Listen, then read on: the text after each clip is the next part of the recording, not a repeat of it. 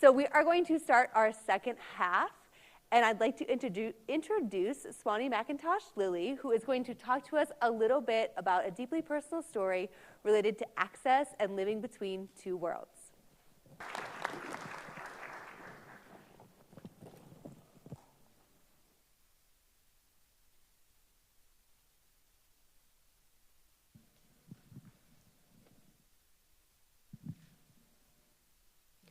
Oh, it seems like we need interpretation. Do some of you don't understand me? Is that right? Okay, we now have an interpreter. Who needs the interpreter? Who needs an interpreter tonight? Oh, you all need the interpreter. Okay. I want you to pay attention to that feeling of being lost and not knowing what's happening. That's what we as deaf people experience every day of our lives. It's normal, right? It's what we're used to. And that doesn't mean that we as deaf people can't communicate. It is, in fact, how the world is designed. It's audiocentric and phonocentric. That is how our world is designed, and it's a barrier for us. I grew up as a deaf person from a long line of deaf family. I had full access to communication and language at home. Even those family members who were hearing, some of my deaf family members had hearing children, they learned to sign before they learned to speak English. That was normal in our family. I also attended a residential deaf school where I also had full access to communication and language. That makes me who I am and my identity. I'd like to talk a little bit about deaf people's experience. 90% of deaf people come from families who hear. I then realized my experience is not common. There are 90% of my community who has a different experience. I grew up with full access. Many deaf children, 90% of deaf children do not have that access in their own families. When I would go visit friends' homes for sleepovers or for dinners, everybody would be speaking at the dinner table. That's what we now know as dinner table syndrome. Everybody's speaking, and the deaf family member is left out, not knowing what is happening and what's being discussed. It's very isolating. In the residential deaf school that I talked about, I first want to clarify it is not perceived as negative for us. Many people think of it as a boarding school. It is not. It is a culturally and linguistically rich environment for us, where deaf children are able to learn from deaf peers, have direct communication in their classroom, and have access to everything. It's hugely beneficial to us. We have access to incidental learning. It happens in the residential deaf school. It is a positive experience for us. Those 90% of deaf children do not experience that if they're in other school environments or in their home, where ASL is not used. One of the contributing factors to this is the medical profession that encourages parents who have deaf babies to speak, teach them to speak, get a cochlear implant. Don't sign, that might inhibit their language development. While ironically, hearing parents who have hearing babies are encouraged to learn baby sign, right? Many people teach their children sign.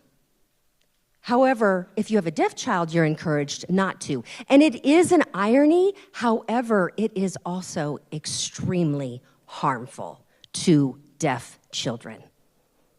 It results in language deprivation. Language deprivation is real and happens. It impacts all deaf people. Our learning, our cognitive development, emotional development, it impacts us in multiple ways. And all of this impact is a result of how our society and the world is designed, phonocentric and audiocentric. I'd like to talk about the ways that barriers come up. You might think, well, sure, deaf folks might experience some of these barriers, but it's not that bad. like I said, it happens every day, and it becomes our norm. Let me give you an example. I work out at Planet Fitness. I don't need to communicate with anybody, right? I'm just working out. Well, that's true until I like to use their hydro massage machine.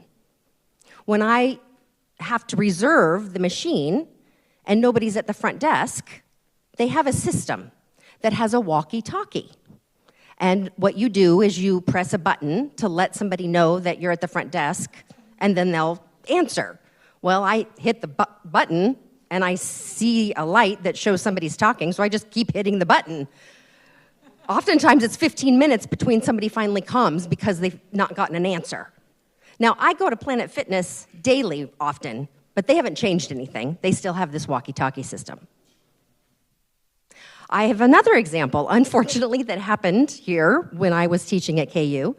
In this building, Rainier Hall, I was teaching, and there was an alarm, a drill that was happening, and I had no idea.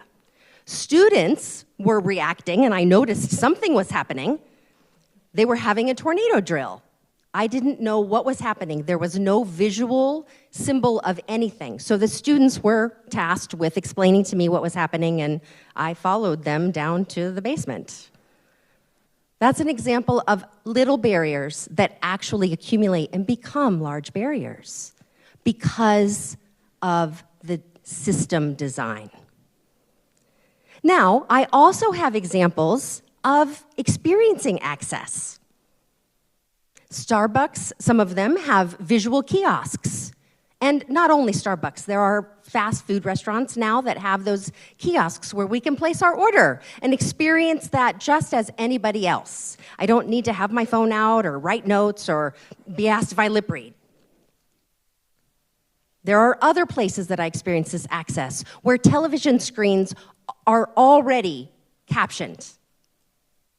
KC Current, for example, when I go watch our amazing women's soccer team, they have captions. I didn't have to ask for that. Here, this evening, at our TEDxKUEdwards event, I didn't have to ask for interpretation, and neither did you.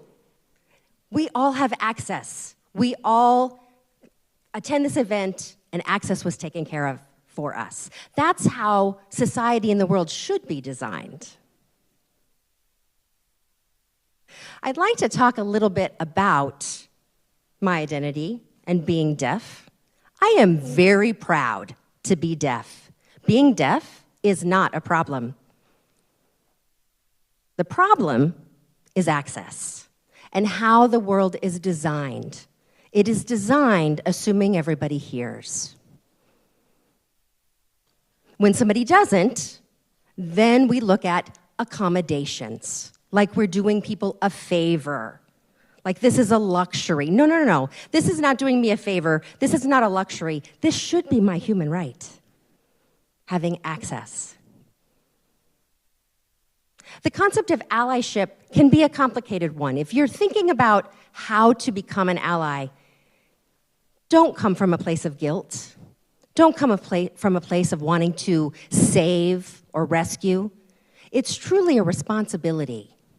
When you notice that somebody might not have access, and you do, you are in a place of power where you can create change. It is up to all of you. Now, at the beginning of this presentation, that feeling that you might have had, and when I asked who needed an interpreter, you all said you needed an interpreter. So it was a little bit of a flipped script, gave you a little bit of a different perspective. And I hope you will carry that with you. When we change the design, how the world is designed, we change who can participate.